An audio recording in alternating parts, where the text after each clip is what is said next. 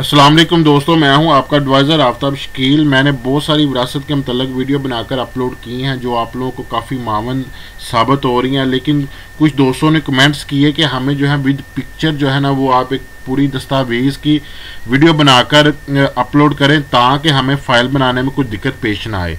तो आज की वीडियो में मैं आपको बताऊँगा पटवारी या कंप्यूटर सेंटर से विरासत के इंतकाल के लिए कौन से दस्तावेज़ात होने चाहिए और आप इन टाउट माफिया से खुद को किस तरह से बचा सकते हैं और अपनी फाइल खुद तैयार कर किस तरह से आप विरासत करवा सकते हैं। तो विरासत के इंतकाल के लिए जो दस्तावेज चाहिए, नंबर 1 पे है जी हमारे पास मुतवफ़ी का कंप्यूटराइज शनाख्ती कार्ड जिसकी मुद्दत ख़त्म ना हुई हो, बेफाम तस्दीक शुदा अगर हो तो। अब होता इस तरह से है कि जारी बात है, अगर कोई बच्चा फोत हो जाता है या कोई बालग फोत हो जाता है लेकिन उसका बेफाम बना होता है, उसका आईडी कार्ड नहीं बना होता, तो उसके लिए जो है वो बेफाम, अगर किसी का आईडी कार्ड ना बना हो तो उसके लिए उसका बेफाम दरकार होता है। तो नंबर 1 पे आपको जो है ना वो आईडी कार्ड चाहिए। मुतवफ़ी कहते हैं कि जो बंदा फोत हो चुका है जिसकी विरासत होनी है उसका आईडी कार्ड चाहिए, उसकी जिसकी मुद्दत ख़त्म ना हुई हो, तो या उसका बेफाम चाहिए। ठीक है, जो बेफाम जो है वो नादरा से इशू होता है। नंबर 2 पे क्या जी, मुतवफ़ी का फोत होने का सर्टिफिकेट, यानी मुतवफ़ी का डेथ सर्टिफिकेट होना चाहिए। डेथ सर्टिफिकेट जो है वो इस तरह का होगा जो आपके सामने नज़र आ रहा है। डेथ सर्टिफिकेट बनेगा यूनियन कौंसल से। ठीक है, जहाँ पे आप जब बच्चा पैदा होता है उसकी तरीक पैदाइश के इंदराज करवाने जाते हैं, उसी यूनियन कौंसल से आपका डेथ सर्टिफिकेट बनेगा। उसके बाद जी नंबर 3 पे है जी मुतवफ़ी के वारसान के कंप्यूटर शनाख्ती कार्ड नाबालगान की सूरत में फार्म बे होने चाहिए। ठीक है, यानी जितने वारसान हैं उनके आईडी कार्ड होने वो, अगर कोई छोटा बच्चा है जिसका आईडी कार्ड ना बना हो तो उसके लिए उसके पास जो है वो उसका फार्म बे होना चाहिए। ठीक है, तो उसके बाद क्या है जी नंबर 4 पे है मुतवफ़ी के पहले से फोशुदा वारसान के 10 सर्टिफिकेट अगर मुमकिन हो।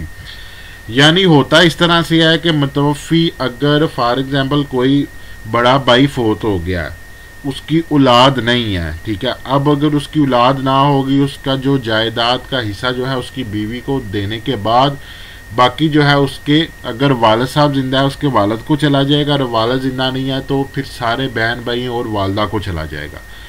अब जो मुतवफ़ी से पहले अगर कोई, यानी जो जिस बंदे की विरासत हो रही है उससे पहले अगर कोई फोत हो गया लेकिन उसकी शर्त ये थी कि उसकी शादी नहीं हुई, तो उसको जो है वो जायदाद में से हिस्सा नहीं जाएगा क्योंकि वो कुंवारा था।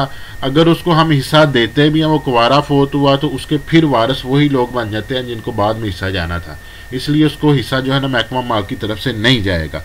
अगर मुतवफ़ी से पहले कोई उसका भाई या बहन फोत हो चुका है या चुकी है लेकिन उसकी शादी हुई है और उसकी आगे से औलाद है, तो वो फिर जो है ना फिर उनको हिस्सा जाएगा क्योंकि वो उसकी विरासत में से उसकी औलाद जो है वो हिस्सादार होंगे।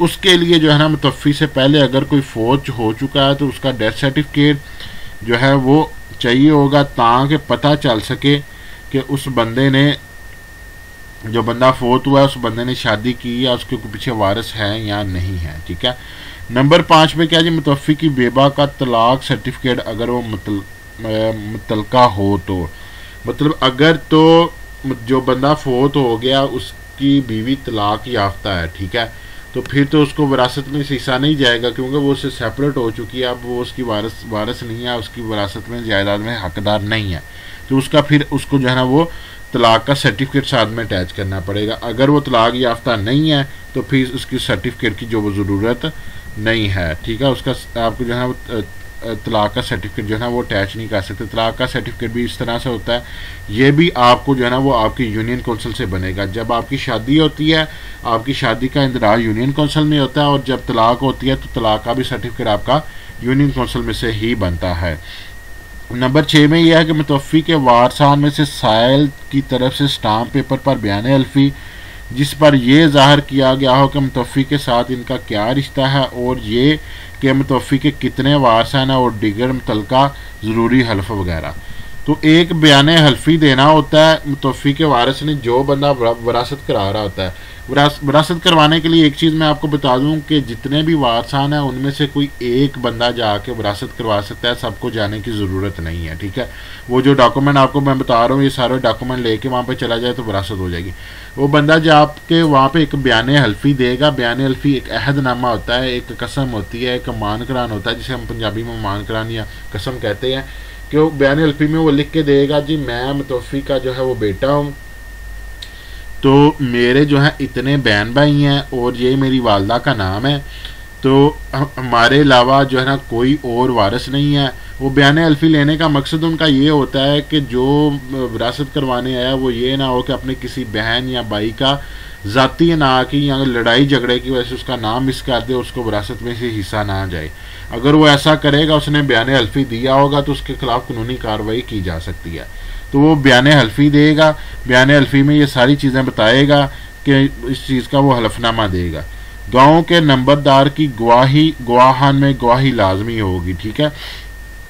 जिस बंदे की विरासत हो रही है वो बंदे का गवाही पड़ेगी, वो बंदा बयान हल्फी देगा, गवाही देगा इस चीज़ की कि मैं इन लोगों को ज़ाती तौर पर जानता हूँ, इनका जो है ना बाप जो है वो फ़लाँ तारीख को फोत हो गया था, इनके हकीकी वारसान जो इसने बताए हैं वो ही हैं, इसके अलावा कोई इनका हकीकी वारसान नहीं है, ठीक है।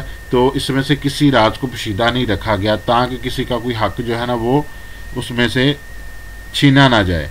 मुतवफ़ी के वालिदैन के फौत शुदा होने का डेथ सर्टिफिकेट, अगर मुतवफ़ी के जिसकी विरासत हो रही है, अगर उसके वालिदैन अगर जो फोत हो चुके हैं तो उनका डेथ सर्टिफिकेट जो है वो साथ में अटैच होगा कि ये पहले फोत हो चुके हैं, ताकि उनको जो है विरासत में से हिस्सा ना जाए। अगर नहीं फोत हुए तो उनको विरासत में से हिस्सा नहीं जाएगा।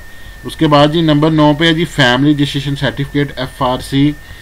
ये नादरा से जारी होगा, जिसके ऊपर तमाम बहन भाइयों का और वालिद वालदा सब का इंदराज होता है। नादरा एक FRC जो है ना वो सर्टिफिकेट बना के देता है, जिसके बिहार पर आपकी जो है वो विरासत होती है। वो कुछ इस तरह का FRC सर्टिफिकेट होता है।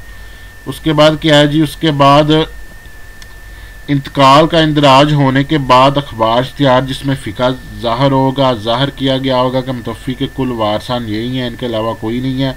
अगर किसी को कोई इतराज़ है तो वो इश्तिहार जारी होने के 15 दिन के अंदर अंदर ज़ेरे दस्तखती, यानी जो नीचे जिस बंदे ने, जिस रेवेन्यू ऑफिसर ने दस्तखत किए हैं या तहसीलदार ने किए हैं, उससे रब्ता कायम कर ले।